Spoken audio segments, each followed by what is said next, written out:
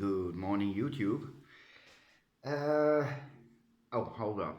Gotta shut the music off because of copyright reasons. Yeah, hold up. Yeah, some early morning jazz by Kenny Burrell. Really super soft and laid back. Yeah, today is a sick day, but I got a very urgent question from Hamim, and they are always urgent. Hamim, you gave me a list on what to feed and how and when and the TDS levels. Well, first off, I always try to answer a question if I get one, but remember, I am a beginner. I'm only 2 years into orchids, and that's not a long time. And most of the information I get is by, well, yeah, asking questions and do it like the experienced growers do, like Roger or Ed.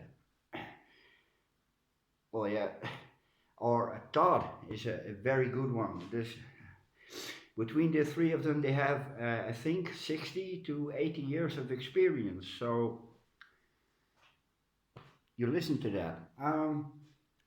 What I use is not much. I use this. This is a normal NPK feed 20 with, well, yeah, all the necessary micronutrients like zinc, iron, molybdenum, and cobalt and whatnot. And then I use calcium. This is pure calcium. And I use magnesium.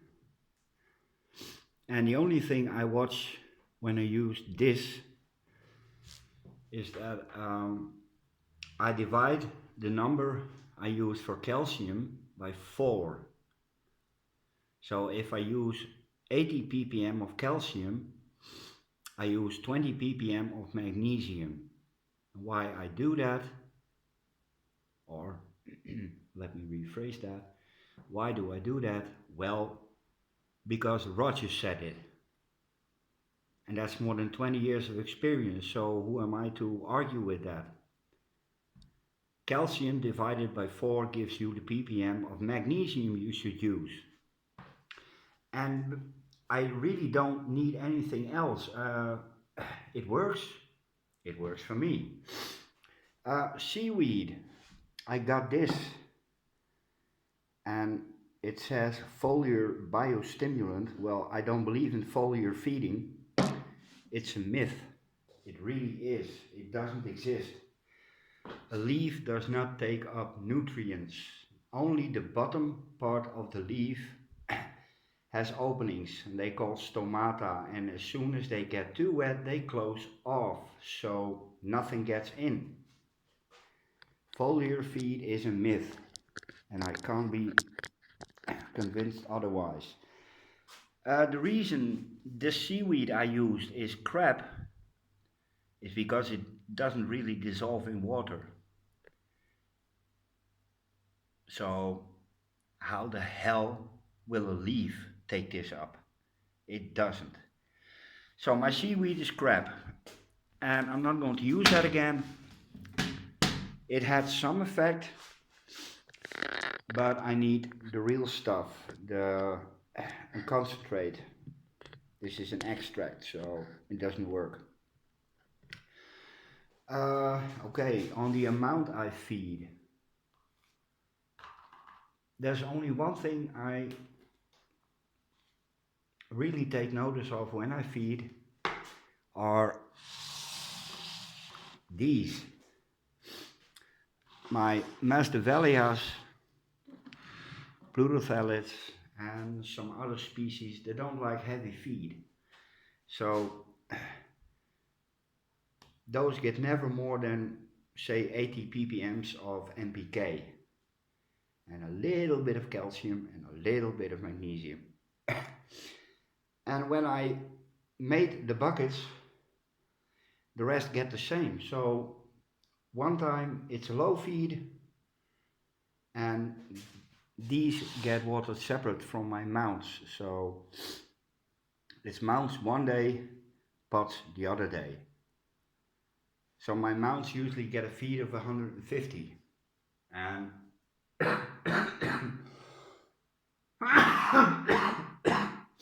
yeah, just to prove you I'm really sick. Oh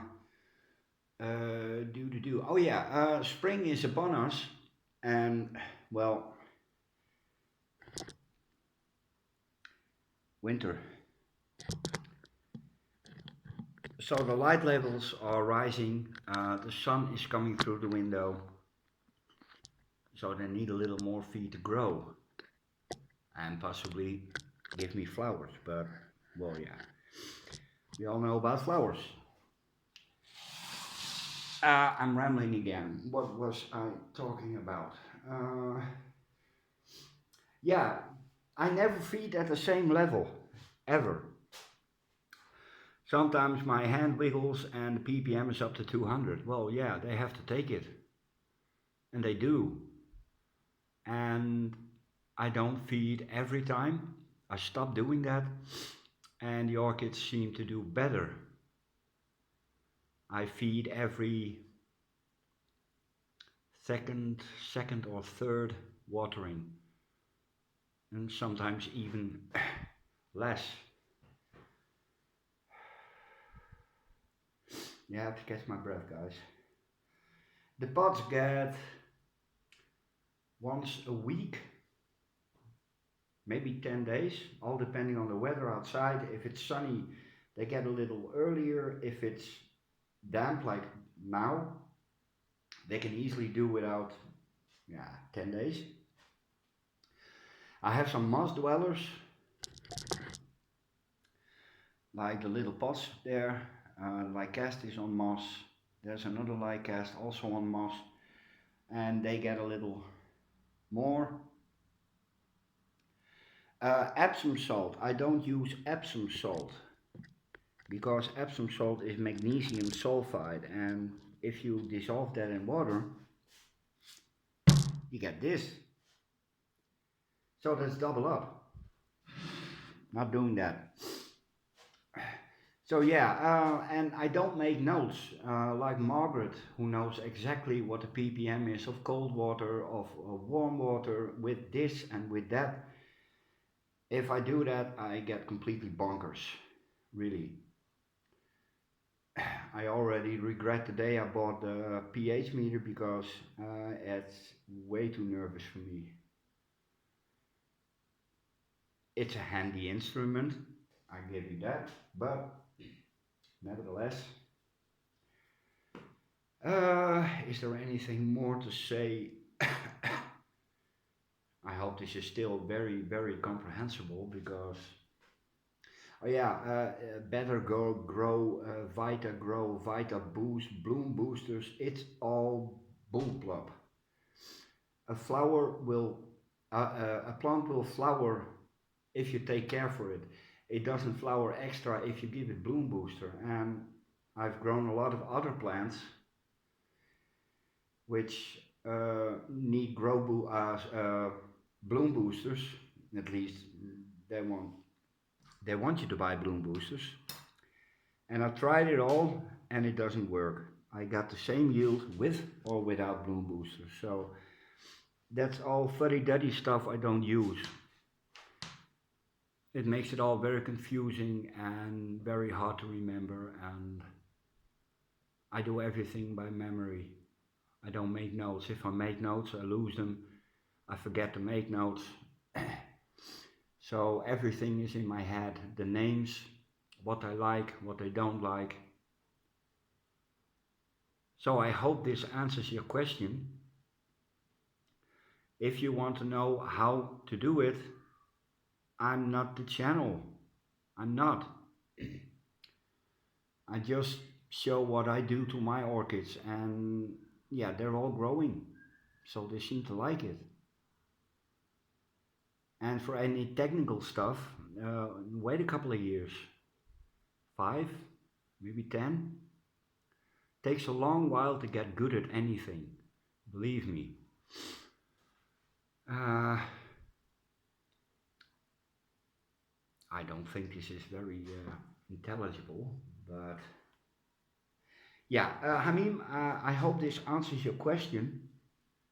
And anyone else having that question, yeah, this is it. And I'm not planning on building a collection of really, really vague nutrients. No, it's not necessary. They don't get miracle grow in the wild. They don't. And hold up. Yeah, these are a few of the. These are my best performing. This is a Brassia, and although it still hasn't flowered, it is massive. It's no other word for it. It started out with these. That's how I got it. And these 2 big fat bulbs, big growth. This one is forming a bulb. This one is still busy, and that's going to be a big one. So normally when you grow your orchids, it's very hard to get bulbs like the ones from the nursery. Well, with my feeding regime, it can be done. This one, very finicky species, and look at that. Roots have a bit of new root syndrome, but they're starting to green up. This is the Conversational tolimensis, and it grows really, really well. So I don't think you need all those cupboards full of powders and ointments and whatnot. Yeah, dragon's blood may be a good investment, but that's not a feed. And look at that one. It's only been on the mount for 2-3 weeks. There's same thing. Big, new, healthy growth. That one has been on the mount for a week. Didn't look that good, but it's plumping up nice. Pseudobulbs are straightening out. Yeah, I don't worry too much. My plants are doing alright, and if I can give them more light than I can give them now, flowers will come. And although flowers are the prize, I like growing plants, even the ones you can't smoke. Okay, that's it. 13 minutes and 30 seconds of rambling. So Hamim, I hope you get the picture on how I grow and what I think of the nutrients some people use. You don't have to. Yeah, you don't have to. You don't have to. Yeah, okay. I'm beginning to get giddy again, so that's it for today. Later.